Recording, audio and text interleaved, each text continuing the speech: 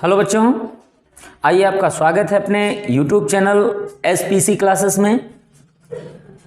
हम लोगों ने कल पिछली क्लास जो पढ़ी उस क्लास में हम लोगों ने पढ़ा था भारत का सुप्रीम कोर्ट अनुच्छेद 124 से लेकर के 147 तक, यानी सुप्रीम कोर्ट का वर्णन कहाँ से कहाँ तक किया गया है। तो उसका जवाब आपको क्या करना है, वो अनुच्छेद 124 से लेकर के प्रारंभ होता है और वो 147 तक हम लोगों ने पढ़ा। तो आइए आज की क्लास में हम लोग इसके आगे पढ़ते हैं, यानी कि हम लोग अपने संविधान को पढ़ते हुए, बिल्कुल क्रमशः पढ़ते हुए संवैधानिक के अनुच्छेदिक रूप में पढ़ रहे हैं, कोई बहुत विस्तृत नहीं पढ़ रहे हैं।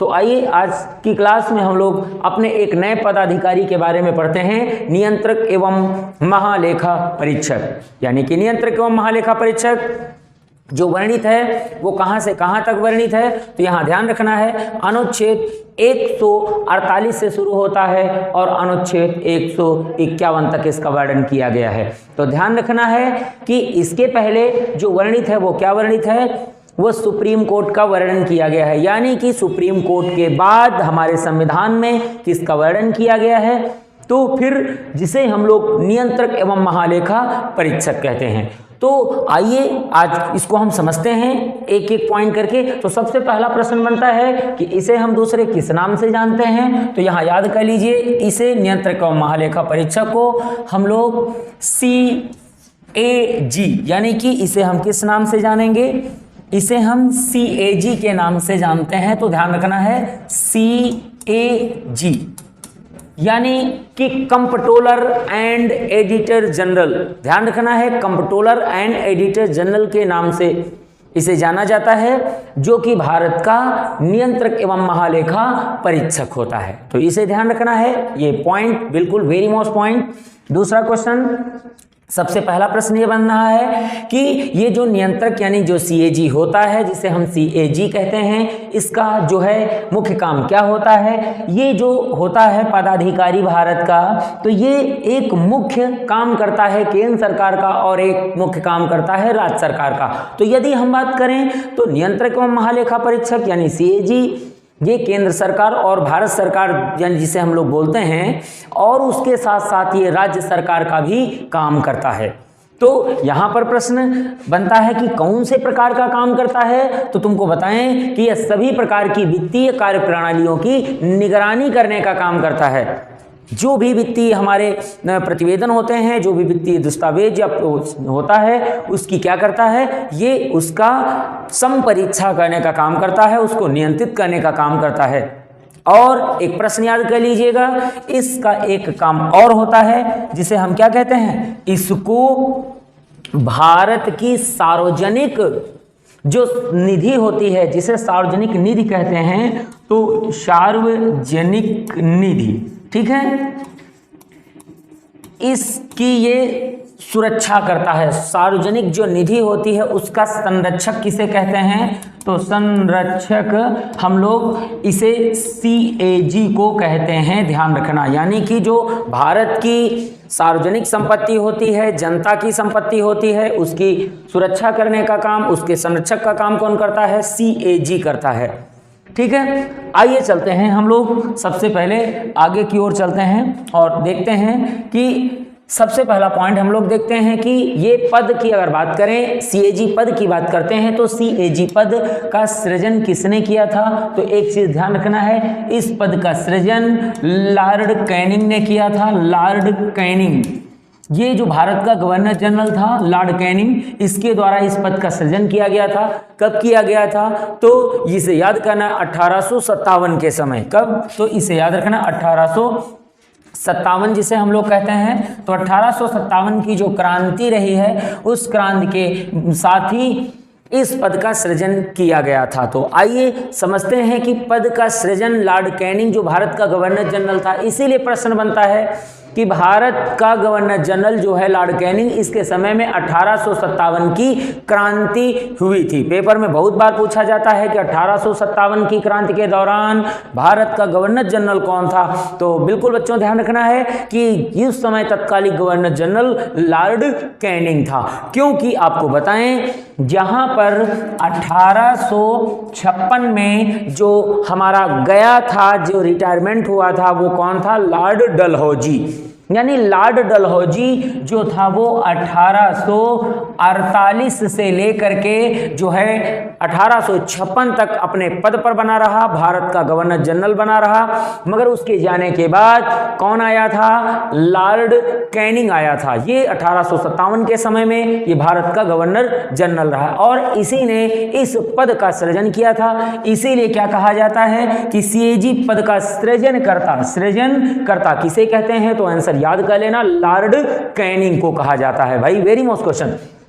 अब अगला क्वेश्चन यहां पर समझने की कोशिश करेंगे तो वही बात पूरी समझ में आ जाएगी कि 1857 में कलकत्ता, मद्रास और बंबई जो प्रेसिडेंसी थी, उनके जो लेख वित्तीय प्रमाण होते थे उनको प्रमाणित करने के लिए, यानी उन जो प्रमाण रख रहे हैं उनको प्रमाणित करने के लिए इस पद का सृजन किया गया था। तो बिल्कुल अगर पूछा जाता है ये पद का काम क्या था उस समय, तो ध्यान रखना भारत की 3 जो प्रेसिडेंसी बनाई गई थी, कलकत्ता प्रेसिडेंसी, मद्रास प्रेसिडेंसी और बंबई प्रेसिडेंसी जो बनाई गई थी, ये प्रेसिडेंसी में जो काम होते थे प्रमाणन के, यानी कि जो कोई वित्तीय कार्य प्रणाली लेखा होती थी उस प्रणाली को प्रमाणित करने का या फिर उस दस्तावेज को प्रमाणित करने का काम किसका था? यानी कि इसी हमारे पदाधिकारी का था, जिसे सीएजी कहते हैं। सीएजी फिर वही बात आई कि कंप्ट्रोलर एंड एडिटर जनरल, और हिंदी में क्या कहते हैं? भारत का नियंत्रक एवं महालेखा परीक्षक कहा जाता है। तो आइए चलते हैं हम अगले प्रश्न की ओर चलते हैं। सबसे पहला प्रश्न बनता है कि ये जो हमारा नियंत्रक एवं महालेखा परीक्षक होता है, इस पद का वर्णन किस अनुच्छेद में किया गया है? तो सबसे पहला प्रश्न बनता है कि इसका जो वर्णन किया गया है अनुच्छेद 148 में किया गया है। और क्या कहा गया है? कहा गया है कि भारत का एक नियंत्रक एवं महालेखा परीक्षक पद होगा। यानी कि ये पद के बारे में किस अनुच्छेद में बोला गया है? तो बिल्कुल यहाँ ध्यान रखने वाली बात आती है कि वो अनुच्छेद कौन सा है। तो अनुच्छेद 148 है और किसके पद के वर्णन की बात करता है? तो नियंत्रक एवं महालेखा परीक्षक के पद के वर्णन की बात करता है। तो आइए चलते हैं अगले प्रश्न पर। हम लोग देखते हैं प्रश्न आपका आता है कि ये जो सीएजी की नियुक्ति करता है वो कौन करता है? जो नियंत्रक एवं महालेखा परीक्षक है इसकी नियुक्ति कौन करता है? तो सबसे पहला प्रश्न बनता है कि ये जो सीएजी है इसकी नियुक्ति राष्ट्रपति के द्वारा की जाती है। बिल्कुल ध्यान रखने वाली बात है, वेरी मोस्ट प्रश्न है कि नियंत्रक एवं महालेखा परीक्षक की नियुक्ति कौन करता है? तो राष्ट्रपति करता है। और सबसे बड़ी बात होती है कि राष्ट्रपति जब इसकी नियुक्ति करता है तो उस नियुक्ति के दिन से कितने दिनों तक वो अपने पद पर बना रह सकता है? तो यहाँ पर बिल्कुल वेरी मोस्ट पॉइंट है कि ये 6 वर्षों तक अपने पद पर बना रह सकता है। यानी कि इसका प्रश्न बनता है कि नियंत्रक एवं महालेखा परीक्षक का कार्यकाल कितने वर्षों का होता है? ये भी ध्यान रखना है। तो 6 वर्षों का होता है। मगर यदि नियंत्रक एवं महालेखा परीक्षक चाहता है तो इसके पहले वो अपना इस्तीफा राष्ट्रपति को सौंप सकता है। यानी कि 6 वर्ष के अगर पहले की बात करते हैं तो ये अपना इस्तीफा किसे सौंपेगा? ये अपना इस्तीफा राष्ट्रपति को सौंपेगा। और एक पॉइंट होता है कि इत्तेफाक से यदि कहीं 6 वर्ष पहले पूरे हो रहे हैं या फिर उसके 65 वर्ष जो हैं वो पहले पूरे हो रहे हैं, तो इस चीज पे ध्यान रखना है कि पहले 6 वर्ष पूरे हो रहे हैं कि 65 वर्ष पूरे हो रहे हैं। तो यदि 6 वर्ष पहले पूरे हो रहे होंगे तो उसे 6 वर्ष के आधार पर पद छोड़ना होगा, और अगर कहीं 65 वर्ष पहले पूरे हो रहे हैं तो उसे 6 वर्ष के पहले पद छोड़ना होगा। समझने वाला पॉइंट यहां पर यह है कि उसे 6 साल के पहले भी पद छोड़ना पड़ सकता है। किस परिस्थिति में? यदि उसकी एज 65 वर्ष पूरी हो चुकी है तब। यानी कि नियुक्ति के अगर 3 साल बाद ही, यानी कि यहाँ 3 साल ही हुए हैं और उसकी एज जो है वो 65 वर्ष पूरी हो गई है, तो क्या होगा, यानी कि उसे पद से छोड़ना होगा, उसे पद से जो है त्यागपत्र देना होता है। तो आइए चलते हैं अगले क्वेश्चन पे हम लोग चलते हैं। प्रश्न आपका बनता है कि ये जो सीएजी होता है, जिसे हम लोग नियंत्रक एवं महालेखा परीक्षक कहते हैं, तो नियंत्रक एवं महालेखा परीक्षक का काम, यदि हम बात करें कि इसे अगर गद्दी से हटाना है, यानी इसको इसके पद से हटाना है, तो क्या किया जाता है, यानी कि सीएजी को पद से हटाने के लिए बिल्कुल वही प्रक्रिया अपनाई जाती है।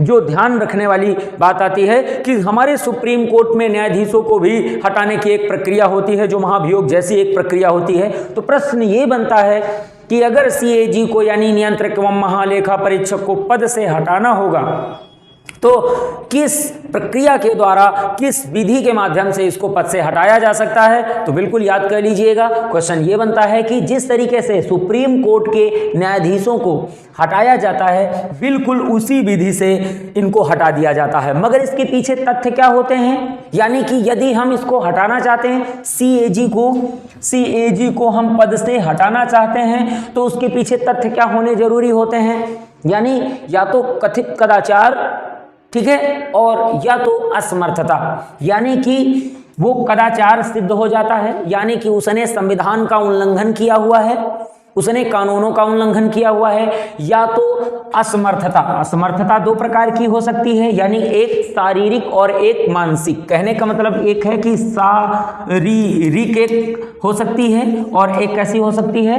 मानसिक रूप से हो सकती है। तो यहाँ पर अगर शारीरिक और मानसिक रूप से अपंग हो जाता है, तो ऐसी परिस्थिति में इसको अपना पद छोड़ना होगा। ठीक है, तो ये समझना है पॉइंट को, किस तरीके से ध्यान रखना है कि ये जो सीएजी का पद होता है वो बिल्कुल चाहे तो इस्तीफा दे सकता है, जैसे कि अभी बात की गई कि 6 साल इसका कार्यकाल होता है, और या तो 65 वर्ष तक ही अपने पद पर बना रह सकता है, या तो इसके पहले अगर वो चाहे तो राष्ट्रपति को इस्तीफा दे सकता है। मगर अगली जो प्रक्रिया है वो कौन सी प्रक्रिया है, उसे जबरदस्ती पद से हटाने की। तो जबरदस्ती पद से हटाने की प्रक्रिया होती है, जिस तरीके से सुप्रीम कोर्ट के न्यायाधीशों को महाभियोग जैसी प्रक्रिया लगा करके हटा दिया जाता है, कथित कदाचार यानी सिद्ध कदाचार और असमर्थता के आधार पर, तो इसे भी उसी विधि से हटाया जा सकता है। आइए चलते हैं अगले पॉइंट पर, हम लोग चलते हैं। प्रश्न आपका बनता है कि अनुच्छेद 148 का जो 4 है, यानी कि अनुच्छेद 148 का जो 4 पॉइंट है, उसमें क्या कहा गया है, तो उसके बारे में हम लोग समझते हैं। यहां पर बताया गया है कि ये जो हमारा पद निवृत्ति के बाद, यानी कि ये जो सीएजी होता है, जिसे हम कंट्रोलर एंड एडिटर जनरल कहते हैं, ये जो सीएजी है, ये सीएजी जब रिटायर हो जाएगा, यानी जब रिटायर्ड हो जाएगा, तो उसके बाद ये जो पदाधिकारी है, यह केंद्र सरकार के अधीन या तो राज्य सरकार के अधीन किसी भी सरकारी लाभ के पद पर यानी नौकरी नहीं कर सकता है। ये बिल्कुल बात यहाँ सिद्ध कर दी गई है कि जैसे कि अपने रोजगार के लिए जब ये रिटायर वहाँ से हो जाता है, यानी कि 65 साल के पहले, ठीक है, या फिर इसे 6 वर्ष पूरे होने के बाद हटना होता है, तो उसके बाद ये अपना व्यवसाय कोई ढूंढे, तो ये व्यवसाय कोई ढूंढ सकता, परंतु यह क्या कार्य नहीं कर सकता है, केंद्र सरकार और राज्य सरकार के अधीन कोई सरकारी लाभ के पद की कोई नौकरी नहीं कर सकता है। ये इसके ऊपर एक बॉन्ड होता है कि ये नौकरी बाद में सरकार की नहीं करेगा, क्योंकि एक सम्मानित पद होता है जो कि केंद्र और राज्य दोनों का होता है। इसके बाद वो कोई छोटी नौकरी नहीं कर सकता है। ठीक है, चलते हैं। अगला क्वेश्चन आपका आता है कि ये जो हमारा अनुच्छेद है, जिसे हम अनुच्छेद 149 कहते हैं, यानी 148 के बाद हम लोग अनुच्छेद 149 को देखते हैं। यहाँ पर क्या कहा जाता है, तो बहुत ही जो है सीधा साधा इसमें जो है शब्द बोला गया है कि जब भी कभी हमारा जो सीएजी होता है, उसके काम होते हैं, उसकी कार्य प्रणालियाँ होती हैं, तो उस दौरान कुछ ऐसे काम होते हैं कि उसको सीमित दिए जाते हैं। परंतु यदि अनुच्छेद 149 का प्रयोग हमारा सीएजी करता है, तो उसकी जो कार्य एवं उसकी जो शक्तियाँ होती हैं वो उसमें वर्णित होती हैं, तो वो उनको चाहे तो उनका प्रयोग कर सकता है। यानी कि कहने का सीधा सीधा मतलब है कि भारत का नियंत्रक एवं महालेखा परीक्षक जो होता है, इसके सभी क्या काम हैं और इसके पास पावर कौन कौन से हैं, इनका वर्णन अनुच्छेद 149 में किया गया है। तो अगर हम बात करते हैं कि कार्य क्या हैं, तो इसका काम होता है केंद्र एवं राज्य सरकार की जो सार्वजनिक निधि होती है उसकी जो है संरक्षा करना, उसकी सुरक्षा करने का काम इसका होता है। और दूसरा अगर बात करते हैं इसके पास पावर क्या होते हैं, इसके पास ये पावर होते हैं कि सभी प्रकार के वित्तीय जो प्रतिवेदन होते हैं उनको ये बनाने का काम करता है, यानी केंद्र और राज्य सरकार के जो भी वित्तीय लेखा जोखा होता है उस प्रणाली का नियंत्रण कौन करता है, तो वो सारे पावर किसके हाथ में होते हैं, तो CAG के हाथ में होते हैं। ये चीज बिल्कुल ध्यान रखिएगा। आइए हम लोग चलते हैं अगले पॉइंट पे चलते हैं कि प्रश्न बनता है कि CAG भारत प्रत्येक राज्य यानी भारत का जो एक एक राज्य है, जैसे 29 राज्य हैं, तो 29 राज्यों में वास्तव में देखा जाए तो 2019 में 29 से घट करके कितने हो गए, 28 हो गए।